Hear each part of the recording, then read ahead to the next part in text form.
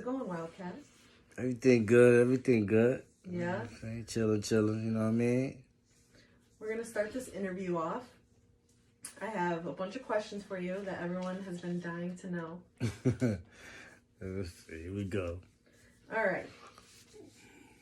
A lot of people have questions. I've seen questions in your chat. Mm-hmm. And it's not that we doubt you, but that we would like you to explain the facts. Okay. Why is it thought you and the guys that were on Queen's Flip that you guys were all brothers? They made it seem like that. Was that true? Nah. I mean, we weren't... Look, the way it happened was like this. We met in certain instances. We didn't live around each other. You see what I'm saying? It's like, I guess people thought like we spent a long time living around each other. You know what I'm saying? And that's the misconception that came out of that interview. Or should I call that segment on Queen's Flip Show. That was a misconception.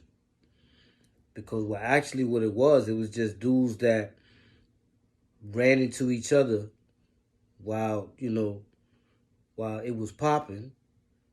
And, certain situations happened. And that was it. We ain't never see him again. So I can say that about like a Wayno, you know what I'm saying, a Ty Guns, or, people like that. I can say that about them because it's different, because we lived with each other for years. It's different, you know what I'm saying? It's different when it was automatic. If they run up in Ty Gun's cell, they got to run up in my cell. They run up in Wayno's cell, they got to run up in my cell. They run up in my cell, you know what I'm saying? It was different with us because we lived around each other.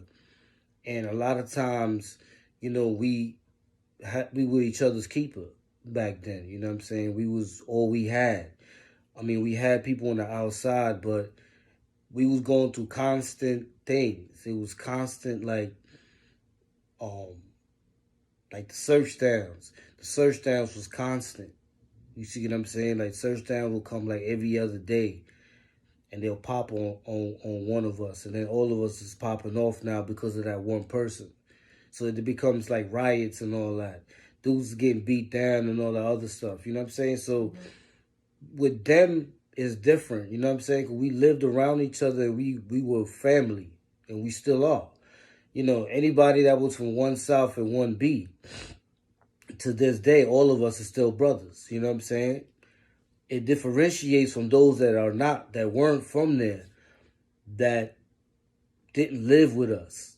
You know what I'm saying? Didn't spend a duration of time where we bonded because of so much sacrifices we did for each other, as well as we did for ourselves. You know what I'm saying? But we did a lot of stuff for each other. You know what I'm saying? And that bond just, no matter, even if you split us up, and I'll be up north and I'm in the port, and somebody that violated Wayno or Guns or somebody in Attica, you know what I'm saying? He was going to get it.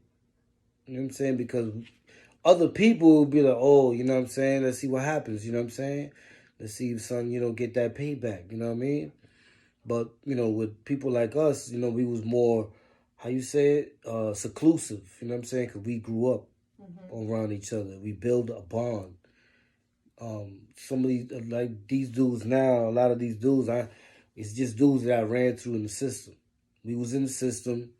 We bumped for, one was, I bumped with one for like 30 days. The other dude, we was in the Bing together 2 times, you know what I'm saying? And he got involved in some situation, you know what I'm saying? But, it is what it is. You know what I'm saying? Yeah. So, CK and Killer Kev were on Queen's Flip with you. And I've watched all 3 podcasts between you, CK, Killer Kev. When would you say all this internet drama started with you guys? The internet drama? I would say I'm gonna say it had to do with the numbers. I'm gonna say it had to do with the numbers, man. It had to do with me being in here for a short amount of time and me growing so fast. You know what I'm saying?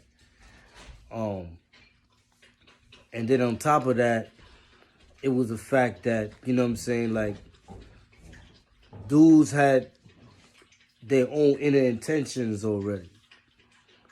You see, if you can see it, it's like dudes already had this plan. You know what I'm saying? That's the way I look at it. It's like they had this plan.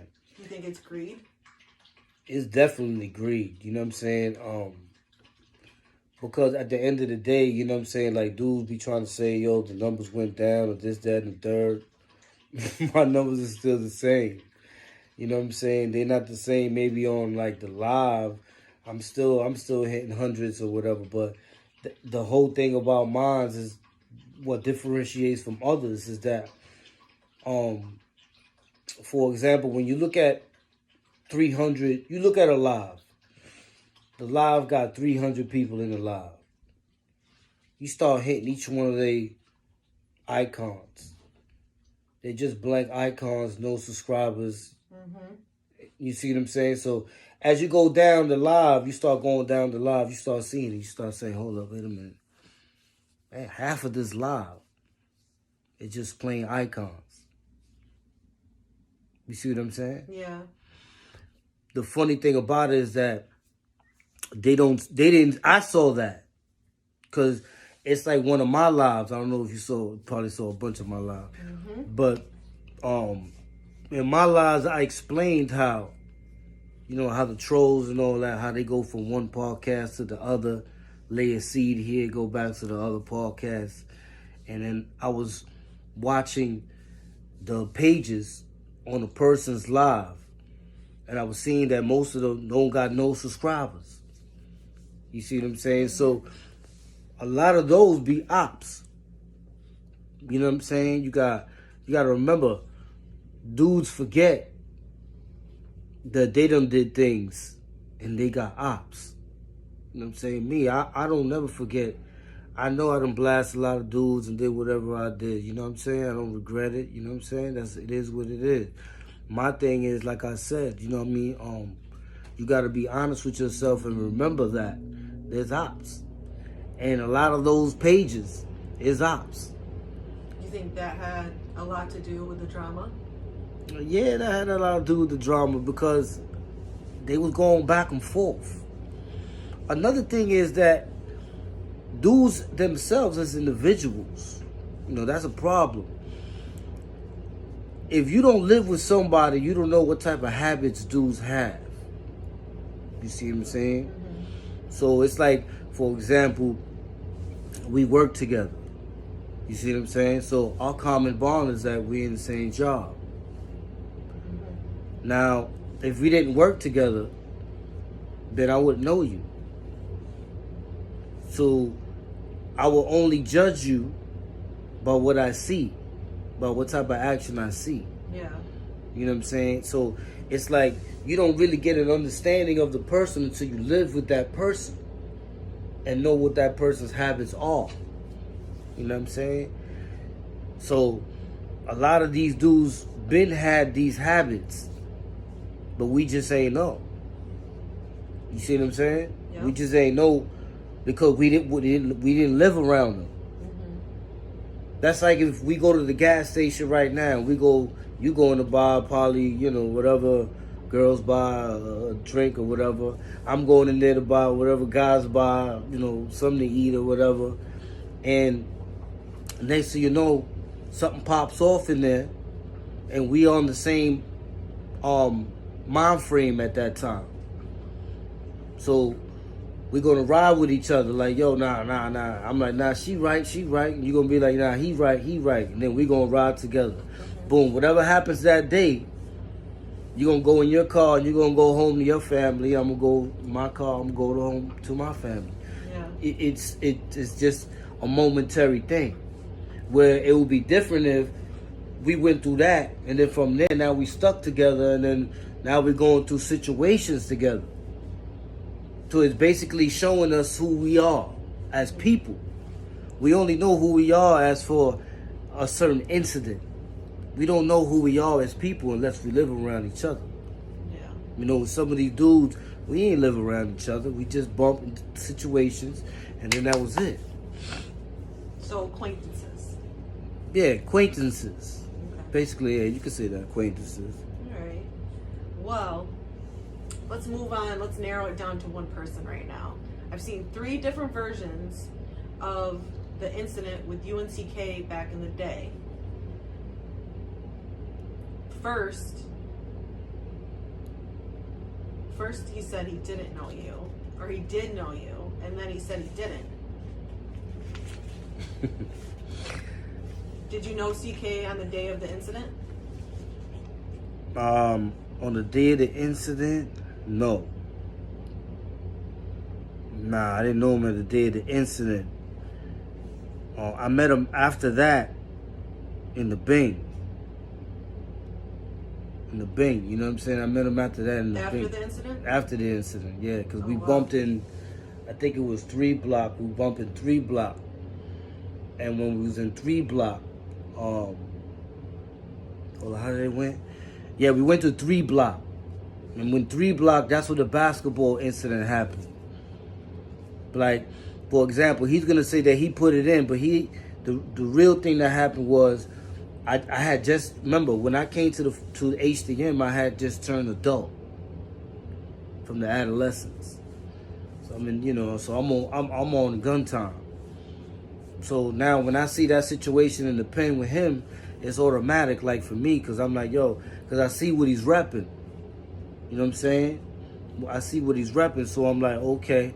And then I see what's going on, and then I was like, nah. I'm not letting that happen. You see what I'm saying? So now we bump in 3 block, but in 3 block, what happened was there was this dude, and he got on the gate talking crazy. So I was like, yo, I'm gonna go out. I'm eating his food in the morning. So in the morning when we went out, you know, basically, Duke came out. He was a bigger dude. He was a, grown man. I'm only 19 years old. This dude probably was like, in his late 20s, early 30s or whatever.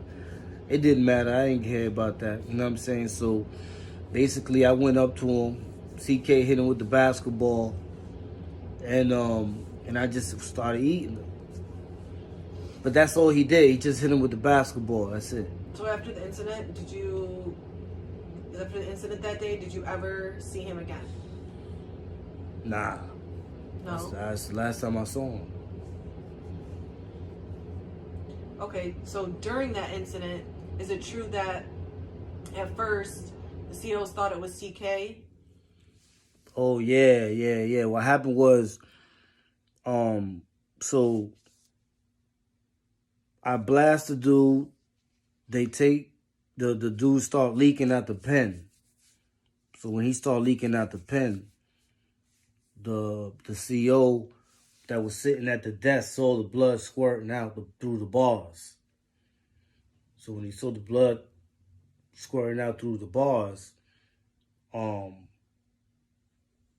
he got up, and then he came to the gate and saw the dude was leaking, but he was holding it or whatever. All the other dudes jumped on top of the benches because they got shook, but they was on scared but defense time, so they jumped on top of the bench so they could start kicking or whatever. But you know what I'm saying? I just stood there on the side, and the CO, when he came in, he looked around and he snatched CK up. So they took him to the Bing, right? Yeah, they took him to the Bing. And then what I hear is 15 minutes later, they came and got you? Yeah, because what happened was when they took him to the Bing, the dude, he fainted. They took him, they put the oxygen mask on him, whatever. They put him on a gurney, and they called the ambulance or whatever. So they was taking him out. On that time, the CO closed the pen, and I sat down. And them dudes sat down, but they was in check. Like, they ain't want no drama. So they wasn't saying nothing or blowing up the spot. They was just sitting there in check. Like yo, son just really twisted something just now. I'm not messing with that dude. You know what I'm saying? So, the next thing that happened was, so I'm sitting there, and then the CO comes. He says, "You with the army jacket, get up." So I'm like, "Huh?" He's like, "Get up, put your hands on the gate." I'm like, "What?" Put my hands on the gate. So I put my hands on the gate. I'm thinking I got away with it. I put my hands on the gate, and he puts handcuffs on it. Then he opens up the gate. He comes in, pulls me out. Then another CO came, put the chain with a link on it, and chained me down to my waist. So I'm like, what the fuck? And they take me to the Bing. You know what I'm saying? And then I ended up in the Bing, in 1B behind that. Did you get a new charge for that incident? Yeah. Yeah, although I beat it. No. Did I beat it? I don't know if I beat that one. That was 95. So no, I don't think that. No, I know. As a matter of fact, I took time for that. I had to take a cop out on that one right there, because what happened was, they were saying that they was gonna use somebody's statement, but I don't know whose statement it was, because the dude, I know he didn't say nothing because I bumped into him when I went to NIC. So once they said that, I'm like, I don't know what's going on. I wasn't even thinking about CK because I didn't think he'd get down like that. But then again, I'm saying to myself, like, yo, all this stuff is kind of bugging me out right now. You know what I'm saying? The way, so the way they took him, came back, got me. Now all of a sudden, like, they got a statement, but I bumped into the dude in NIC. He said that, you know what I'm saying, he ain't coming to court or nothing like that. So I'm bugging out. So I'm like, I'm not really sure. You know what I'm saying? I'm not really sure what's going on. So I left it at that. I said, you know what? I'm going to take a little year, whatever. I'm facing mad time. What's a year going to do to my bed? You know what I'm saying? So it didn't mean nothing. But at the same time, they were trying to use that charge against me before. You know what I'm saying? So it's something that stood on the record and stuff like that. You know what I mean? So here it is. That wasn't even my drama. I was saving somebody's life type situation. You know what I'm saying? Because if I wouldn't have did nothing to that dude, they were going to wash son up. Because, you know what I mean? Son ain't had no weapon or nothing. He just was, how's he going to, what, he going to fight dudes with ice picks and razors with his hands? Come on, man. Did CK fight or do anything in the pen that day? Nah, because what he did was he squared off. Because he ain't had no gun. You know what I'm saying? CK wasn't the type of dude that you know, had his buns, took stuff in and out of his buns. Like, he had dude that carried guns. He wasn't that type of dude. He was the type of dude that he'll fight. You know what I'm saying? But he wasn't the type of dude that was on that gun game. You know what I'm saying? Like, he can't say that. You know what I mean? So, he definitely wasn't on that gun game. So believe me, that incident, that situation, that cut shocked the whole pen up. Him too. You know what I'm saying? He was like this, like, whoa, man, he chopped son in half damn near. And I can feel why he felt that way. Because I remember when I first came through in the 4 building, and I was like 16, 17, and I came and I saw this my man Pitt. I saw him blow a dude, and it was my first time. You know, I was on fighting time too when I came in. You know what I'm saying? Because I Golden Glove boxer, all that. I was boxing. You know what I'm saying? So I was on my fighting stuff. But when I saw son, he was standing right there. He cut the dude bad. And all you saw was mad blood squirting out. It was like a real life horror movie. I'm 16 years old. I just came from juvenile. This is totally different. So I know how you get that feeling at first when you first see it.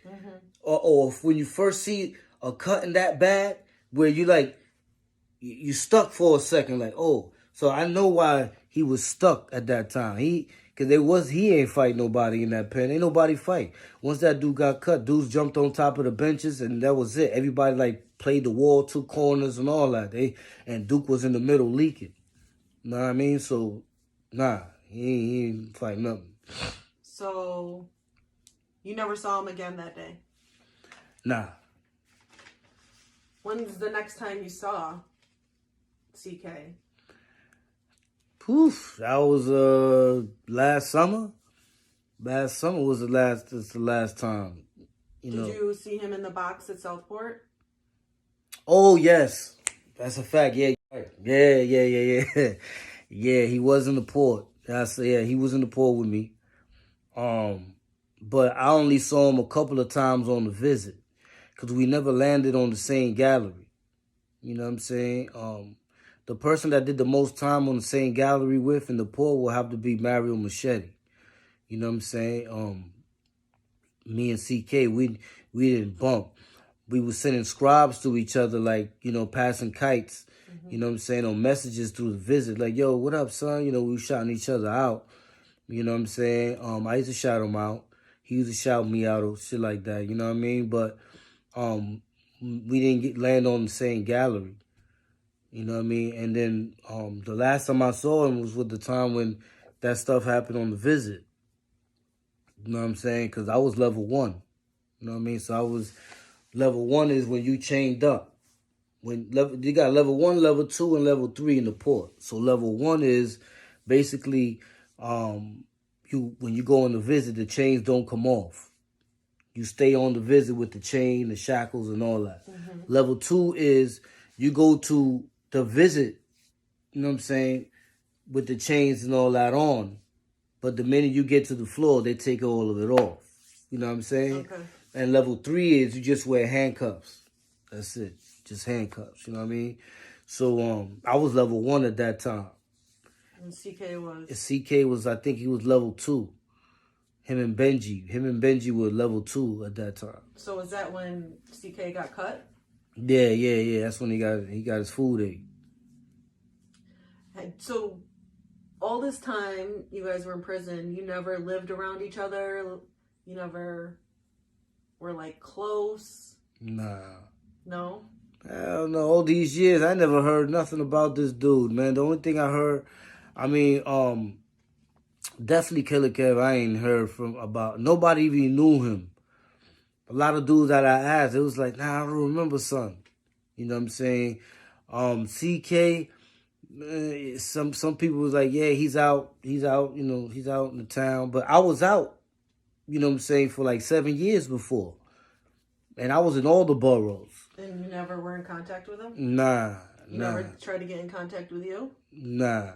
When I was going to the clubs and all that, I was going to Starlets a lot, Perfections. You know what I'm saying? I was going downtown. I was going to them hole in the wall joints, the Jamaican joints. You know what I'm saying? I was going up in them joints too. But you know, I ain't never, you know, I never ran into them. Nah, I never ran into none of and they was out here. Yeah. But so after Southport, when was the next time, or how long was it until you saw CK? The Queen's Flip show. So that was like 20 some years later? Yep, 1995 was the last time I saw him. Wow. You would think all the stuff you did for him, he would be in contact with you. I mean, you did save his life. Nah, he ain't keeping no contact with me or none of that. Nothing. I didn't even got a letter. Not even a car magazine from that dude. Wow. Let's move on to the next subject. How about Killer Kev? How long have you known Killer Kev? Killer Kev, I met for like 30 days in April. You know what I'm saying? He came down to the Bing and he only was there waiting to go back up north. So when he came, he only came and he wasn't there that long. So you're telling me KK was only in 1B for 30 days? Yeah, that's it. He only was there for like 30 days. He wasn't there no longer than that. He didn't live with us. KK wasn't one of a original 1B member. He wasn't on the gallery living with me, G Money, Wayno, Magoo, Audi, who else? Duke Mafia. You know, he wasn't living on the gallery with us that long. He came for a minute, you know what I'm saying, which was some little 30 days, and then he was gone. Is that where you met Killer Kev? Yeah, and that's the last time I saw him. What year was that? That was 1995. So you didn't get back in touch with him until recently? Yeah, to the Queen's Flips show. So I've heard a lot from CK and KK that you have put in a lot of work. I never heard you say that about them. Why is that? Because they ain't, look, CK, what work you gonna say? How many people can say they got cut by CK? How many people can say they got stabbed by CK? How many? You know, you're not gonna find two if you find one. You know what I'm saying? That wasn't his thing. His thing wasn't cutting and stabbing dudes. He got by because he was a master of deception. CK would be a type of dude that he would start a war in another block and chill in his block and then act like he don't know what happened. That was the type of dude CK was. You know what I'm saying? If he want to play part in something, he want to play the littlest part so that when it blows up, he doesn't, catch any wrath for it. You know what I'm saying? So it wasn't like he was putting in major work. You know what I'm saying? He's a person who would defend himself. You know what I'm saying? But I'm not going to say that he was putting in major work. KK, same thing. KK, like, for example, I don't know anybody KK done cut. You know what I'm saying? And I know of dudes that he has cut. You know what I'm saying? Because people done told me that they was there. And they even told me, they was like, yeah, it was like, something like about this big, maybe, you know what I'm saying? Not no major joint. You know what I'm saying? He ain't never poked nothing.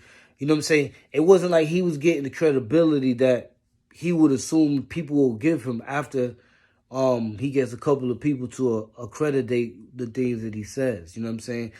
Like me, when people speak about me, for example, when Pimp was on the podcast with So Bossly Dude, you know what I'm saying? When he was on his podcast, you know what I mean? I haven't seen Pimp in a while either. But you see how he came out automatically when he talk about climbing over the fences and all that, climbing the gate and the Bing and all that. You know what I'm saying? Mm-hmm. These things come spontaneous because these are things that people can say, yo, we was living amongst that. Like Pimp, even though Pimp was upstairs in 4 Southwest, you know what I'm saying? Pimp still had to come out to the yard. We still had windows that faced the yard. So we know when he had to go out there and he had to put that work in which he was. He was out there putting that work in. And then Pimp knew about the stuff we was doing because we was making blockbusters downstairs. We was just shutting everything down. You know what I'm saying? Dudes was leaving out of there looking crazy in stretchers, all types of, 1 South was the people that was in 1B. You see what I'm saying? So basically, throughout the years, what it was is like dudes' classifications dropped. They started going into mediums. So they got out of the picture for a little while because of going into mediums and stuff like that. If you're in the max and you putting it in, and every max that you go, you letting it go, right? Mm-hmm. They're not going to drop your classification. Your classification is still going to be high. It's going to be too high for you to be reclassified as medium status. You know what I'm saying? Because it's no longer about the time or duration that you got to do. It goes by your threat severity. You know what I'm saying? Because that's how they do it in the state. It goes by the severity of how threatening you are. So if they don't feel you that much of a threat to the population, your severity level drops. And that's how certain dudes, you got dudes that be in the maxes for like mad years. Mm-hmm. They've been in the max for maybe 20 years. You know what I'm saying? Maybe they got 25 to life and they got 5 years before they see their first board. They might try them and throw them in a medium because they got 20 years and they've been chilling. Mm-hmm. You see what I'm saying? So, the reason they say that about me is because I was going, the same way I could go ham now. I've been going ham, my whole life. So that's what people know me for. They know me for going ham. You know what I'm saying? People didn't know CK for going ham. They knew CK as for being a person of stature, a get down dude. KK, certain people knew KK because of situations that he was in, like the Attica situation. He was in there and a couple of homies know about that. but those were isolated incidents. So now, when people do body counts and they saying, how many people got 8, they don't. KK's not in that category. He's not in the category of dudes that ate a lot of dudes. Mm-hmm. He's in the category of dudes that, they're going to defend themselves. The same way CK is in the category, he one of the dudes that, he's going to defend himself. Which is what, like, he did. Like, when he got faded in the port, he defended himself. You know what I'm saying? He had a fight, and they fought, and that was it. Not no 8 people got cut, no. You know what I'm saying? Not no police got cut, no. None of that happened. All right. On the topic of Killer Kev, I recently saw and read the book Zebra Town. Did you know the specifics about the things that were spoken about in that book? Did you know anything that was spoken about in that book? Nah, I ain't gonna lie. I didn't know none of that stuff. You know what's crazy? I put myself as one of the followers or one of the viewers of a dude that's holding a book, and he's saying that, they writing books on him. So then I'm like, the popularity level must be high that they writing books about this guy. You see what I'm saying? Mm-hmm. So, but you don't go to the store and go buy the book. You know what I'm saying? Because you got your life to live. So you take it off credibility value. But then when Mike Check had hit me with the with this video, and he was like, I need you to see this. So I was like, what is it? He's like, I just want your honest opinion. So, I said, all right, send it to me. So I'm looking at the video and I'm saying to myself, like, oh, whoa. And then I see the excerpts from the book now. I'm like, word? See, these things I didn't know. So I started, to do the research on it, and then Mike Check, just hit me with the newspaper article and stuff like that. And I'm like, wow. So then a couple of people had hit me and they was like, did you see the Queen's Flip show when they was up there with Shannon Briggs and Nuke? And I was like, I haven't really been watching Son's show too much, you know what I'm saying? Because I've been doing mad stuff, you know what I'm saying? But I didn't get to see it. And they was telling me that, Son was up there talking about how he was peeping in people's windows and all this other, and watching them smelling their tissue. And I was like, come on, man, stop playing. Yes, I'm thinking that dudes was joking. I thought it was a joke, like dudes was trying to catch wreck. You know what I'm saying? Until Mike Check sends me the clipping. And as I'm looking at the clipping, I'm like, oh, wait a minute. He actually admits to this. And now as he is admitting to it, it's funny to him. You know what I'm saying? So now what I'm remembering, this is what I'm remembering, right? I'm remembering when I was in college and I was, because I graduated in criminal science. So they made us do like an essay on a serial murderer rapist named Roger Kibbe. ROGERKIBBY.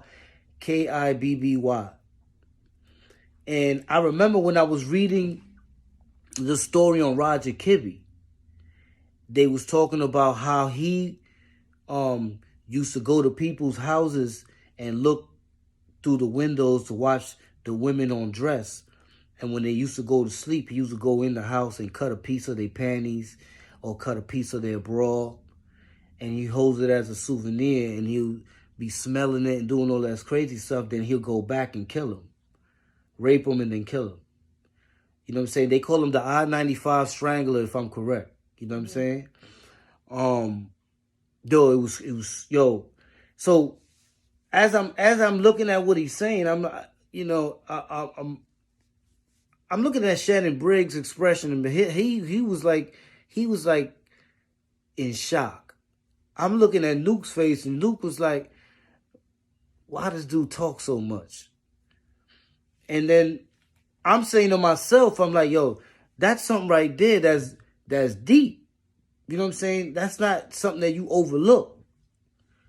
And then I said, yo, let me do a little research on the situation with the baby moms or whatever. And then when I saw the thing with the baby moms, I'm bugging out because I didn't know that at the time that, as they say, that she agreed, right? We don't know how that agreement came about, but they say that she agreed to do an illegal act while she was pregnant. You know what I'm saying? That right there, it was kind of like, hold up, wait.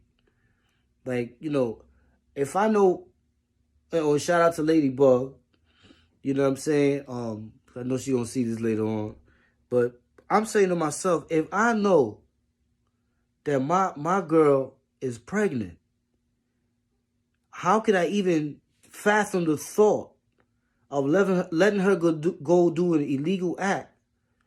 Because even if I don't like her, there's an innocent being inside her stomach that's about to be, like he said in that interview, he got a DIN number.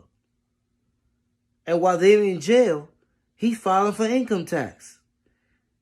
Like who doesn't see the grind ball foulness in that?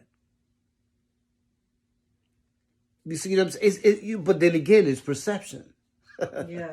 And I guess it's how you look at it, and not actually how it's defined sometimes. You know, they say K2 is not for human consumption. Dudes look at it as like it gets you high. While other dudes are saying there's a chemical in here that eventually is going to start killing people. That this is something that was made in a lab the same way viruses are made. You see what I'm saying? Yeah. But a lot of people don't see those things because they're consumed with the outer projection of what the real picture should be looking like. Yeah. So, you know, it's bugged out. So I definitely didn't know none of those things. So if you would have known those things when you first met Killer Kev, would you still consider him your homie? Nah, he would have been fooled. That's oppression. I mean, how you going to say you against oppression and you doing time for oppressing somebody that's vulnerable towards you? While at the same time, another person is even more vulnerable because they got nothing to do with the situation. That's oppression right there. How can you stand to be against oppression, yet you just risk the life of a child to be imprisoned? On top of that, you beating up on her. You know what I'm saying? Like, we against that. We against that type of behavior. That type of behavior is not tolerated. That is not the type of behavior that we say, yo, you know what I'm saying? If I'm in my crib, I can say, yo, I can leave him there with my wife, you know what I'm saying? While I go to the store. You know what I'm saying? That's not the type you want around your kids. No. You know what I'm saying? Hell no. All right, let's move on to something different. Let me ask you something. I see that on a few of these small podcasts, they have been promoting about ratting, which is crazy. Can you explain to me how that can relate to a lawsuit that you have against the police? Oh, well, first of all, when you put in a lawsuit, which is called a 1983, when you put in a lawsuit, it's because of a constitutional violation. That means somebody violated your constitutional rights. If your rights are violated constitutionally, you have a right to sue. You know what I'm saying? So I was caught in an illegal stop and frisk, and I sued. And no one went to jail because of that? Hell no, ain't no jail. Who's going to go to jail? I'm suing because my rights were violated. Yeah. This got nothing to do with anybody going to jail. And whatever you say in the complaint, that's your complaint, which is establishing how your rights were violated.